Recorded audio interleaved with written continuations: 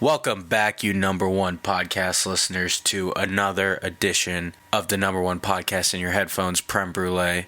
That's right, don't ever get it twisted, don't ever play yourselves. I'm your host, Premal, and with me today, special guest, Grant Evan. Hello.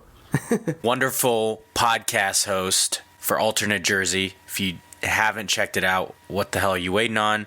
Grant, welcome back to the show. Thank you for having me. It's been a hot minute. It has been a hot minute, but let's get things started here. Yeah, fam or nah?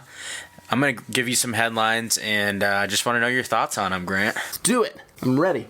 All right, so first up, fresh on the mind, is Wilder Fury Part 2 this past weekend in your hometown, Las Vegas. That was a thing that definitely happened, and I absolutely knew about before we did this episode. Glad to hear it, buddy. Number one boxing fan. It's like me and hockey. You're great. All right, well, a little background here. A lot of us, maybe some of us know, Tyson Fury won by technical knockout in round 7 after Deontay Wilder's side threw in the towel. Very Rocky-like. Their first fight ended in a controversial draw, most people thought. And the second, this past weekend, was total dominance from Fury. This from boxing experts, which I, of course, won't admit that I'm anything but a boxing expert, but you be the judge of that. Wilder did not want the fight to end, so I don't know if you got a chance to brush up on it. Was his side right in stopping it? He wanted to be a warrior and go out on his shield. Fury, there's a clip of him like licking blood off of Wilder, which is crazy in itself. And Wilder has 30 days, according to their contract, to invoke a rematch, a Part 3. It is reported that he is going to. Should he do that, or should he just reset and come back to it if it happens? So, with all that background, yeah, fam or nah, Wilder Fury, the fight in general, and the little bit extra I gave you. My general feeling is, yeah, fam on Fury winning. It's always fun to have someone who's undefeated or highly touted or favored be beaten. As far as a rematch goes, I personally don't think he should do it because I think that was pretty decisive, but with the little I know about boxing, I know pride's a big thing for those guys, and I mean, he's probably going to do it. I don't think he should, but he's gonna, and that's what's going to happen. Yeah, I'm a yeah for him to the fight. Big boxing guy here, go boxing, you know how I do it. But I do know that this is huge for the sport, having such quality fighters. They are both undefeated heading into this fight. And it's especially big for them having that heavyweight class with such good fighters in it. I'm a yeah fam to all this, except I agree with you. Wilder doing a rematch this soon. I mean, he was previously undefeated, and he always has like knockout power with his right hand. But this doesn't seem like the opponent to fight so close when he just totally dominated. It'd be different if it was controversial and you felt like you had him at some point. Love that boxing's kind of back, and I think a lot of it had to do with them not stashing it all the way in super premium cable. I think that generally helped. Oh, yeah. It seemed like a lot of people were talking about it, even casual fans. So, yeah, I'm a yeah fam. Don't know how I feel about Fury licking blood, but as an opponent, I guess that would freak me out. And babe, throw the towel. Throw the damn towel. He's licking my blood. Yeah, he's licking blood now. We got to end this. This is not quality. The public health in me says no way. Okay, let's move on away from our expertise in boxing. Let's try to change it up here. The Milwaukee Bucks became the fastest team to clinch a playoff spot in NBA history. They did this in terms of date, which they did on February 23rd, and in number of games played to clinch, which is 56. The previous holders of this record were the 2016-2017 Golden Snake Warriors, who had clinched their playoff spot on February 25th of that 2017 year, and it was after 58 regular season games. Damn. So, with that being said, I want your yeah fam or not to, just in general, them clinching so early. I mean, we just came back from All-Star break.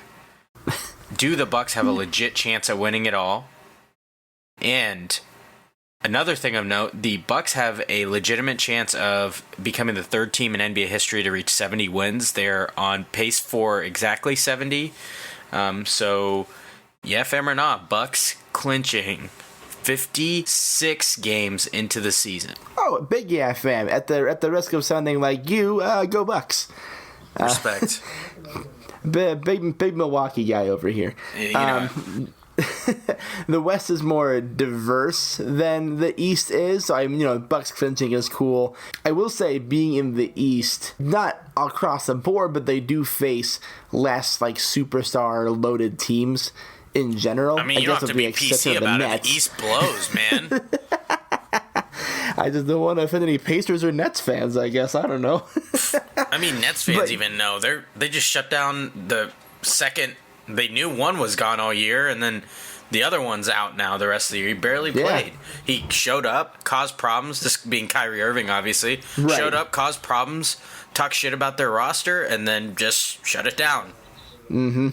And that's why I think out of the East, I think the Bucks are going to run away with that. They're not going to have any Kawhis to compete with, or Toronto Destiny. Simmons might be done in Philly for the year. So, I think the stars are aligning for the Bucks to at least win and come out of the East. The West is going to be a problem because if they have to face, I don't know, you've got Houston, both the LAs are superstar loaded. It's going to be a battle if they face anyone like that, and I think it's an uphill fight. So, I don't know. Big yeah fan for how early. Competition's not so stiff in that conference, though, so the West might give them some headaches in the finals. Yeah, I'm a yeah fan, too. Anytime we can further bury the Golden Snake Warriors, I'm in favor. As for their chances, I definitely agree with you. I see them coming out of the East behind what I think is starting to become a foregone conclusion. I don't know if it is as obvious, but Giannis is probably going to win back-to-back MVPs here. I still got to give the edge to whoever comes out of the West. I just, like you said, they're not going to face that competition, so the only hope they have is like the West. Whoever comes out of the West is going to be super banged up and been playing really tough opponents, and the Bucks should, if all goes to plan, be well rested. The only one in the East I could see competing is I feel like the Celtics are hitting at the right time right now, and Jason Tatum is becoming a legitimate scoring threat and a legitimate superstar. So that would be the one, I would say. I mean, I know the Raptors fall under the radar, but if I start thinking about who's going to defend Giannis, and then even if you have a good defender, so the Raptors have Siakam, it's like, who's guarding the rest of their squad? The Bucks just surrounded themselves with weapons, shooters, slashers, all that stuff. So, I'm a yeah fan to this. So, I think it's cool to see that they dominated this much, but nothing really matters until it's April, May, and June. Right, and it's only a matter of time till my Oklahoma City Thunder break the record again next year, behind MVP Chris Paul. Wow, you couldn't even get out the statement. Just listen, I respected. Me of all people respect that. They're first one in, last one out types. Real gym rats. A bunch of coaches' sons. Bunch of coaches' sons. Just real students of the game, those Thunder. Okay, last but not least on Yeah Fam or Nah, I saved what will hopefully be the best for last year. The NFL is working through the CBA. It's still kind of up in the air whether it's going to be agreed to or not by the players, but on the docket is a 14-team playoff, so it would switch from 6 teams in each conference to a 7th team making it. And the point of contention right now, seems like the players are pretty split over it, is a 17-game season. So, before I get to the yeah fam or not, a little background. The adding of another team to the playoffs for each side, does it water it down too much? Do you like that just one team gets a bye week? Especially knowing that teams recently in the Super Bowl, since I think the Ravens in 2012, all the teams in the Super Bowl have come from having a bye week. No one from the wild card weekend has won recently. So now you're dwindling that down to just one team on each side. If you're wondering what the playoffs would have looked like if it started this year with the 7th team, it would have been the Steelers visiting Kansas City wildcard weekend instead of Kansas City having a bye. And the Rams would have visited the Packers, your Packers. They would have visited them and the refs in Lambeau in the NFC. Oh, okay. Okay, so beyond those, will this be accepted by the players? So according to reports, NFL player leadership is still very divided on the thought of a 17-game season. Okay, among the changes that some players want, increased revenue share. That is a big deal that you won't hear a lot about, but they do want more of the money that people are coming to see them play for, not the rich white owners. Makes sense. Improved pension and further improvements to working conditions. The NFLPA Executive Committee voted 6-5 against recommending this proposed CBA. So that proposed one, in addition to a 17-game season and adding a 13th and 14th playoff team, guaranteed a revenue share of 48% in 2021 with the potential increase to 48.5%. So that has yet to be determined. The proposal also offers a $90,000 increase on minimum salaries, which, yes, we know all the faces of the league earn way more than that, but a vast majority of players in the NFL are on minimum salaries, so $90,000 is a huge deal. So the current CBA expires in March of 2021, so it's seeming like if it's not agreed upon, they'll just play under the current one and see what happens later. And it's reported that player reps fall into 3 categories with this new CBA. There's those that don't want 17 games no matter what. There are those that will accept it with tweaks to the deal. And then there are those that already accept what's been given to them. So, all that being said, yeah, fam or nah, this new CBA, will it get done, first of all? And are you personally for 17 games? Then also that 7th team on each conference side in the playoffs. If they'll accept it or not, I think they might, actually. It's very rare that we see the owners and the NFLPA come together to work on something. And all that salary raising should influence players to go towards it, but then you're still going to have naysayers who still think that 17 games can jeopardize health, even though that they're taking that game from the preseason. I think in general, I'm fam for the players, nah fam for the structure. Kinda wish they just went full ham into the 18 game 2 bye week 2 preseason game scenario. And I do not understand the extra playoff team thing, like, at all. Because, the football is the best equipped to handle an extra team in its playoffs because the whole any given Sunday thing, you don't play a series, all that stuff. I think there are some leagues like the NBA and the NHL, they have over half the league making the playoffs. Like, it's not fair. We don't have to see the Orlando Magic be crucified every single year. But I think with the NFL, a team like the Rams could have been in a spot to beat a team like Green Bay. There are certain teams where they go really far and do really well, and then you're surprised to see they don't make the playoffs.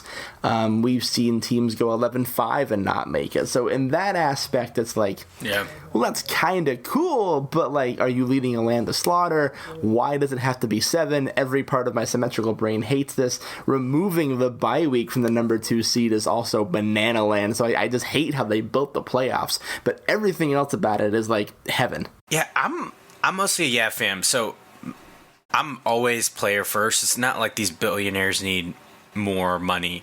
So anytime we can get a player-centric deal, I just think when these deals don't get accepted, this is the best the players are going to get. So then you're going to start surrendering things to the owners because they can afford it. You can't. And you're going to cave as a player before an owner does. So that's why my feeling is that not only do I think they will, but I think they should, because it's not going to get better than this, in my opinion. Just from history standpoint, no matter what, at some point the season's going to go to 17, and I know this would kind of lock 17 games in for the foreseeable future until the next one even comes up. So there's something in the writing that says it won't move up to 18 if they agree to this.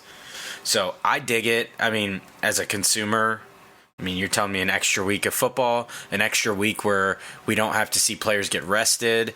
And I was kind of on the fence about the 7th team, but the more I thought about it, the more I started to come around on it, because it still is a decent 7th team. When you start going into 8 and 9 and stuff like that, that's when it does get diluted. You have your Orlando Magic equivalent.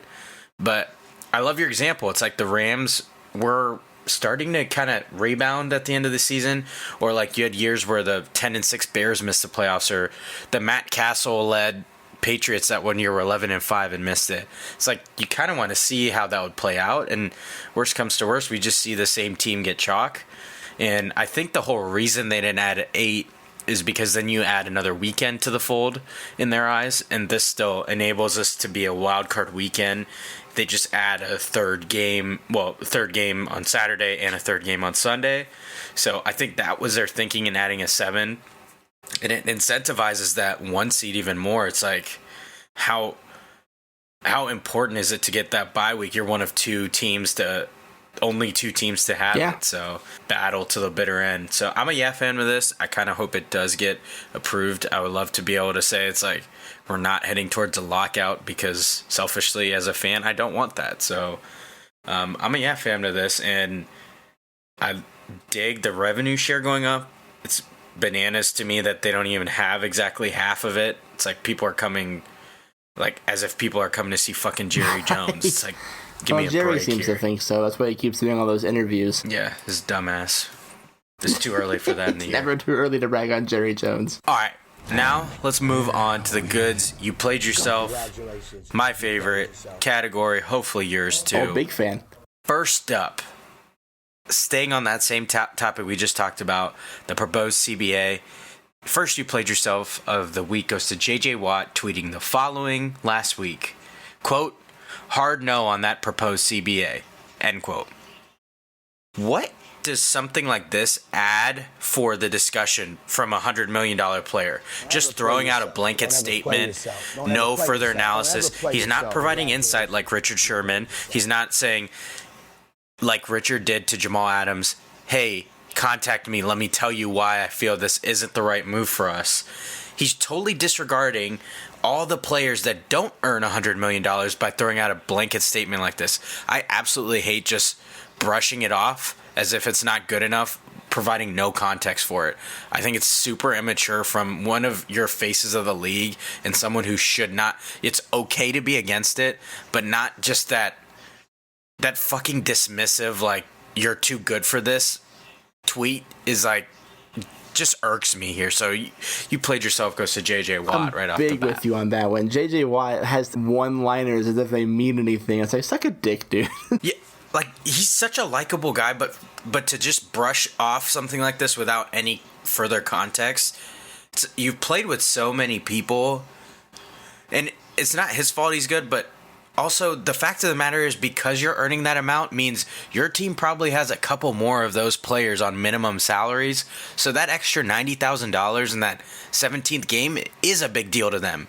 You don't represent the majority in this case of players, so you have to tread lightly with what you're saying and how you're delivering it. And like it or not, you are face of the league, so that type of shit's irresponsible to me. Okay, anyway, on a lighter note, you didn't think we were going to go here, but on to the rodeo. Yes, finally. Finally, what everybody's been waiting for. But Madison Bumgarner, he is formerly longtime of the San Francisco Giants. He is now on the Arizona Diamondbacks, in case you missed that part. Probably did amidst what... I mean, there hasn't been much going on in baseball this offseason, so never mind. But anyway, you might have missed that. But Madison Bumgarner has been competing in rodeo events under the alias Mason Saunders. He even won over $26,000 in a team roping competition in December. This, according to The Athletic. I mean, this, you played yourself, is not because he can't do what he wants, but it's like, if you're going to pick an alias, like a boring name like Mason Saunders? Come on, man. What more do you want from him? Do you want him to be like... Like, you can't be a dude wearing a cowboy hat and pick the alias Mason. It's like, you're already second best. Mason Ramsey's already out there. Well, What Maybe are that's you why. doing, Madison? Have some Maybe he wants to be, creativity. like, really under the radar. Like, oh, no one will pay attention to a second Mason. He's probably not even the only Mason Saunders in the rodeo. Like, that's the most Madison Bumgarner of alias. I'm just imagining now, like, Madison Bumgarner coming with, like, a cowboy hat and, like, a fake mustache, calling himself, like, Mason Incognito. I'm pretty sure I've seen something like he legit lives on a ranch and he's big farming That does not guy. surprise me. So weird. So good at pitching, but fucking Mason Saunders. Get out of here. You Pitching played and yourself. team roping. Well, this is starting to become a trend. Next up on You Played Yourself, I feel like every time I start to think, I think we're done with this. I don't think we are ever going to be this whole year. So, next up, You Played Yourself goes to you righteous baseball fans. It's almost as if you righteous fans are running out of excuses as the days go on, aren't you? Remember, we are taking notes. It's easy for you guys to act with integrity when it's not your own team. But remember, we'll see how it goes for everyone when it's not just the Astros you can pick on. We'll fucking see. Shall we run down the recent reasons y'all are playing yourselves? Because I wouldn't just throw out a blanket. I mean, I would, but not in this case. We're not J.J. Watt in this. My guy, Big Poppy. I never knew he was my guy till now. David Ortiz, my guy called out Mike Fiers for being a snitch. Oh my god. Yes, what Mike Fiers did was right. He brought something that was unfair to the light. Great. It's great for him. But I've had people in my life try to act like what Fiers did wasn't snitching.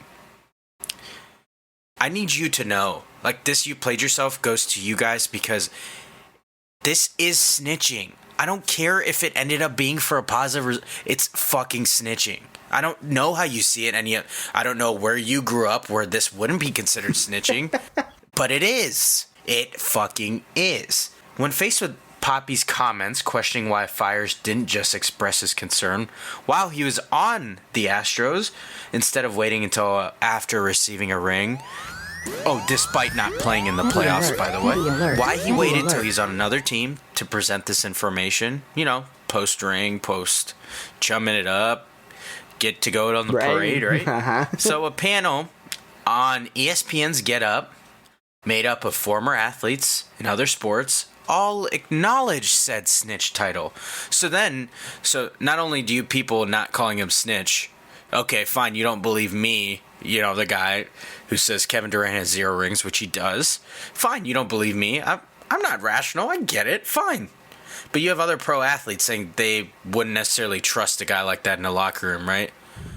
So I'm just the crazy one now. Is that what we're saying? I mean, I am, but you have athletes from other sports saying it. Don't even get me started with fucking righteous-ass Mark Teixeira coming in.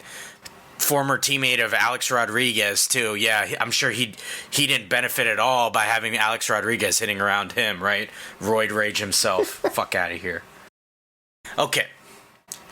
Then, am I done? No. There's this whole thread of Jose Altuve getting his jersey ripped off. Sometimes his teammates were successful, sometimes they weren't. And while he always tried to prevent it, all throughout his history in the MLB, there's clips and clips of him trying to hold on to his jersey. But you fucking Sherlocks, huh? You fucking Sherlocks picked one fucking clip, right? And tried to tell me with your detective eyes on a fucking Twitter screen, overanalyzing one hit, totally ignoring the fact that he's been doing this his whole career and his teammates have been. There's this whole thread, but you guys don't fucking see that one, right? That'd be too fucking convenient for you, wouldn't it? Oh, you fucking you Twitter detectives out here, huh? Oh, and most of all, that's driving me they fucking up the wall, and most Astros fans, everyone keeps talking about this scandal. Up until last season, the report does not cite last season. It even says the opposite. So fucking stop. If you're going to be righteous, at least be fucking correct and righteous. It was 2017, 2018. You start talking about last season, you fucked up. I won't hear it. And we are taking notes. If you're an idiot, you're an idiot. I can't help you there. When you say you're taking notes, like, what do you intend to do after that exactly? I'm not in a position to comment on cheating teams. I'm a blow up some Twitter feeds. I tell you, I'm gonna be hitting up people that are wrong, and they're gonna fucking hear about it. I promise. It's gonna be like what I would imagine. It won't ever happen. I'm starting to think, but if the Cowboys ever won, it'd be insufferable. Won the Super Bowl. I don't see it happening.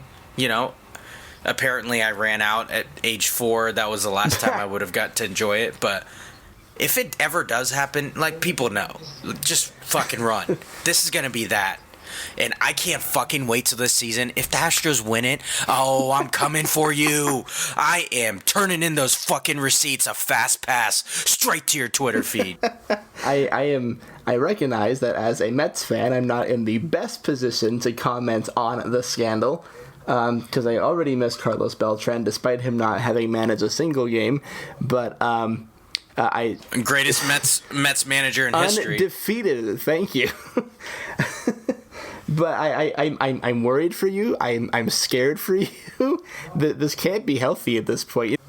I'm worried about you. I don't want you to go down a dark path where you are constantly analyzing every baseball team and documenting it on a site that, like... Listen, I try not to do that. Things find their ways to me. You know, like, it's like you're an Astros fan. People are just tweeting. I'm just getting sick of it. It's like, okay. It's as if we were out there giving them the signs. Like, get the fuck out of here. People acting righteous like they're the biggest saints in the world. Get out of here. The integrity of the game. Suck one. You guys were rooting for Mark McGwire and Sammy Sosa juicing before every game. Get the fuck out of here with all this bullshit. Anyway, I'm not done yet. Why would I be done? All right. I'll be over here. I don't want to do this. It's from my guy, LeGod James. He tweeted the following. Listen, I know I don't play baseball, but I'm in sports. And I know if someone cheated me out of winning the title and I found out about it, I would be fucking irate. I mean, like, uncontrollable about what I would/could do. Listen here, baseball commissioner. Listen to your players speaking today about how disgusted, mad, hurt, broken, etc., about this. Literally, the ball is in your court. Or should I say field? And you need to fix this for the sake of sports.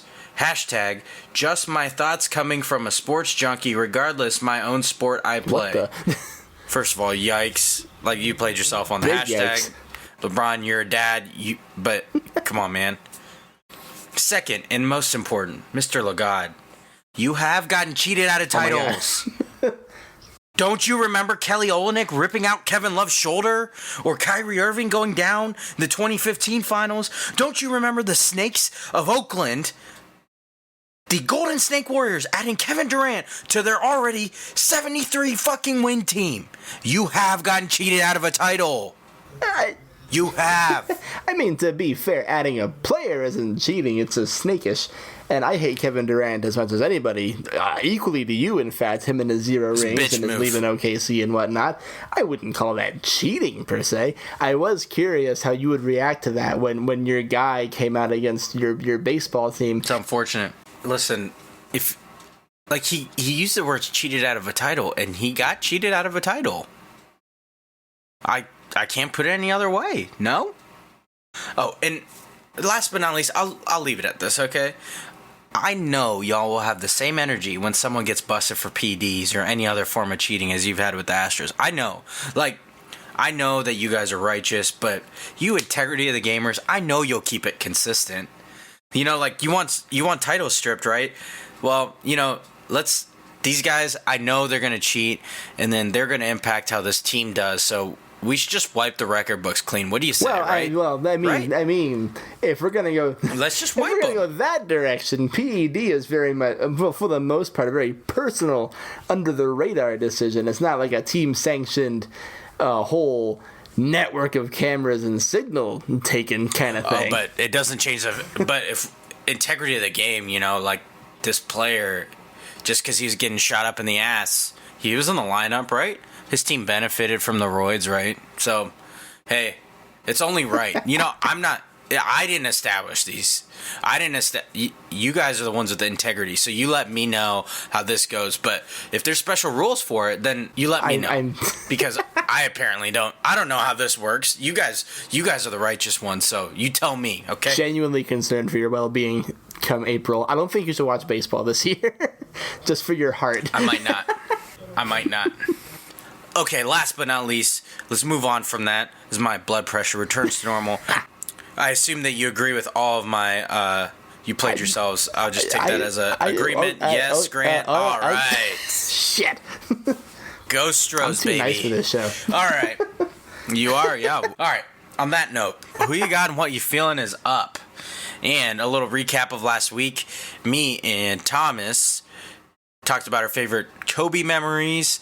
I said my probably on-court memory was the final game. I loved seeing that little window into what would be his future, like his second act.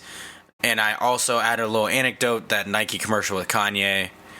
Love that one.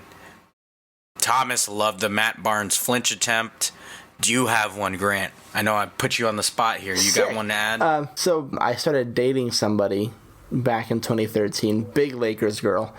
And, she gets to tell me all these stories of, growing up with her uncle watching Kobe and Shaq on the Lake Show in its prime and stuff, So we start watching Lakers games together. I don't have a specific memory. It's more tied to the person who would eventually become my wife, obviously. But, getting to see her, light up and talk about that era of basketball and then get me back into basketball as a result. And that's, I guess Kobe in general, but, giving us that connection during the early courting days. In a weird way, I'm grateful to him for that. There we go. Dig it. All right, and we also talked about the most impactful move of the NBA trade deadline. We listed them off.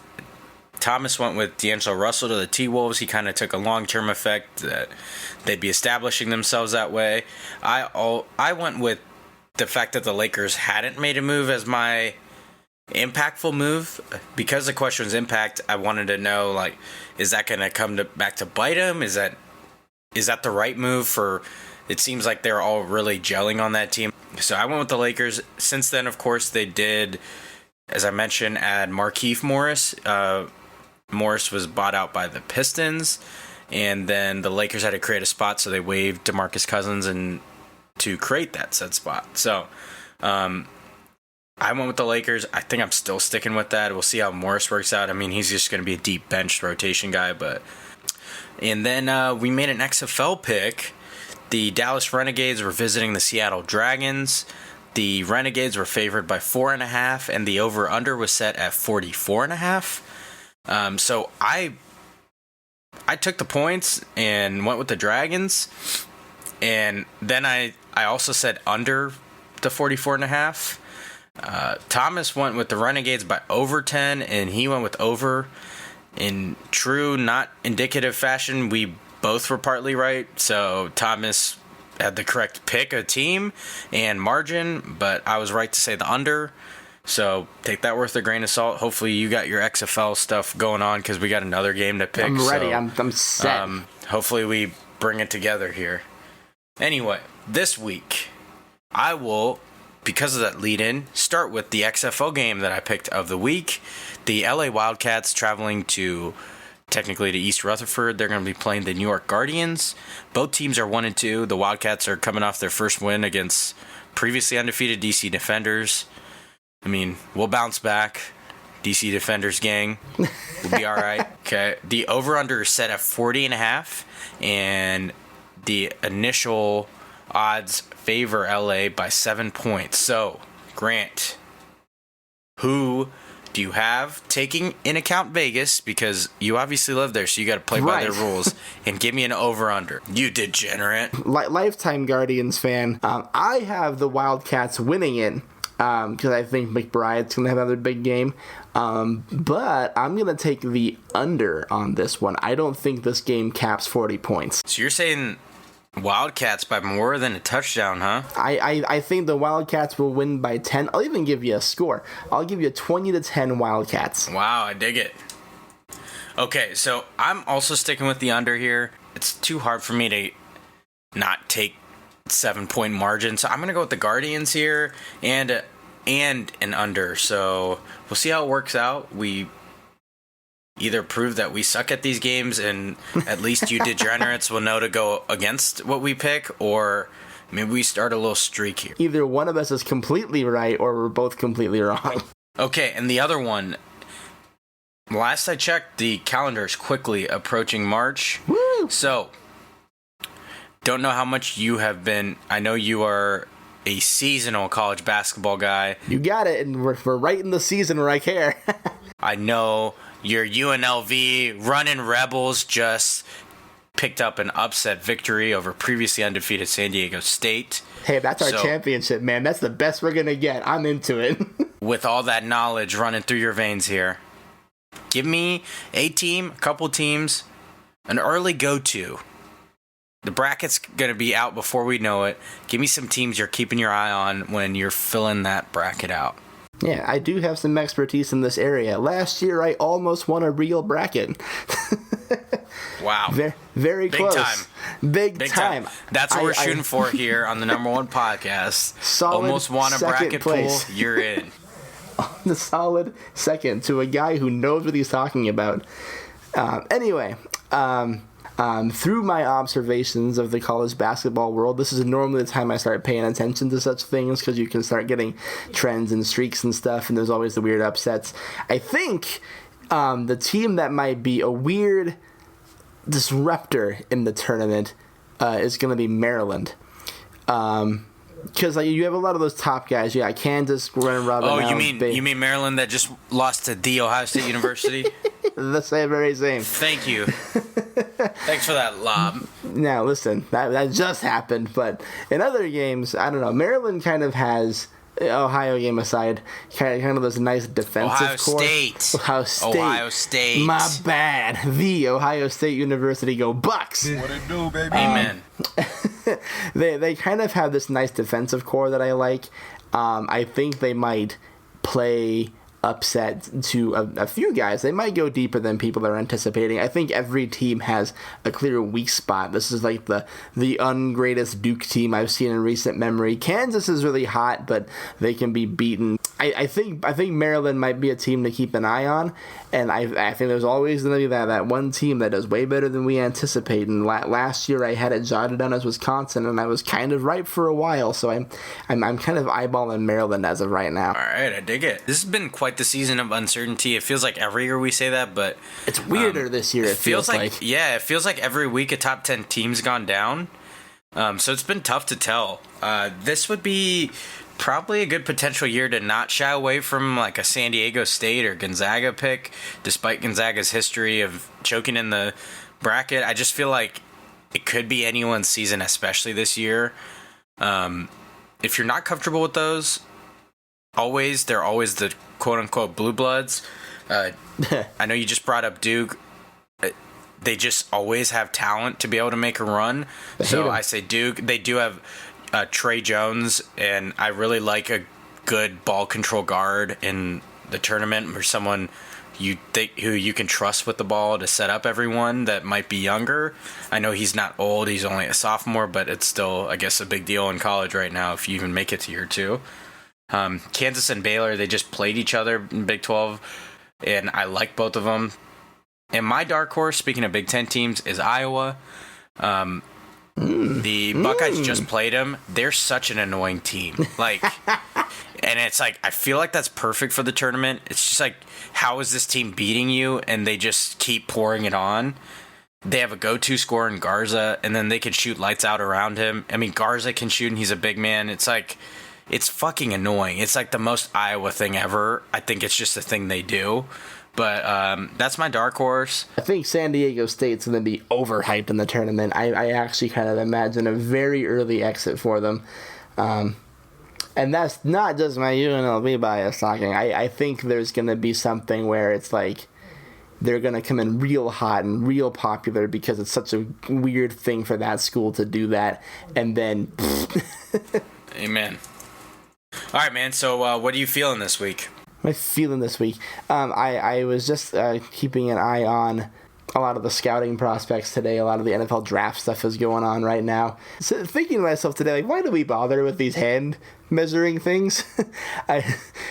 It's just so weird to me. You know, I was talking about that. Mahomes was talking about how, like, he had a 9 1/4 inch hand, and he just won Super Bowl MVP and MVP before that. So this is a weird how what you feeling kind of thing, but I'm just sitting there thinking about hands and how weird it is, I guess. There's the soundbite for you. This week on Prem Brulee, Grant thinks about hands. We've taken a big left turn here. Anyway, yeah, perfect segue. What I'm feeling this week is Joe Burrow's latest tweet. It said the following: considering retirement after I was informed the football will be slipping out of my tiny hands, please keep me in your thoughts. God, I love him. I mean, we got to sound it for my guy Joe Burrow, Ohio's very own. Sound it. Application for Team Petty's immediately approved. You're an Ohio kid. Like, you're in, especially with that Petty energy. I love it. God, I love him. He's going to be the number 1 pick. What the fuck are we doing here? I love the Combine. I love the idea that... I love the Combine because I think it can get someone on a radar that wasn't previously. But all this, like, overly scrutinize the players we know that are going to be at the top. It's like Chase Young decided he's not doing any drills. Great. Good. So, Underwear Olympics coming up. I dig it for that reason, but not necessarily all this over scrutiny of, like, hand size, like stupid shit like that. Give me a break. I mean, Kyler Murray came in like, what, 5'10", and he still was the number 1 pick, so who gives a fuck? Like, it's just, like, Joe Burrow just had probably the best college football season, and then now all of a sudden, yeah, he can't be the number 1 pick because his gloves aren't a size XL. We have to get him bigger hands, or how is he going to throw a football ever? You know how we end each episode, my 2 much cents. I love giving advice. It's usually more than 2 cents worth. So my advice for this week is to think about the people you'd go to in a bind. Someone you need to help you. Now, think about whether you'd be that person for someone else. If you're not, and be honest with yourself, it's time for self-reflection. It's time for self-reflection on what you're valuing and how you can be that dependable person for someone. Remember, people don't always want to be dependable for someone they can't count on themselves. So, that's my 2 much sense for this week. And I wanted to most of all thank you, Grant, for being on this edition of Prem Brulee. Always my pleasure. Number 1 podcast in your headphones, my headphones, everyone's headphones. We all thank you. My absolute pleasure. Anytime. You know the drill. Like, subscribe, share, review. But also do that for my guy Grant's podcast. It's called Alternate Jersey. It's fantastic. You want to plug your podcast real quick? Do it. Oh, boy, I would love to. Please come listen to Alternate Jersey. It's a ton of fun to do and make. The shows we take famous moments in sports history, mostly football, and we flip them over. We take things like Tony Romo botching that holded kickoff and the wild card round. Ha! We also do the helmet catch in our most recent episode. We reverse that shit. We analyze what could have been.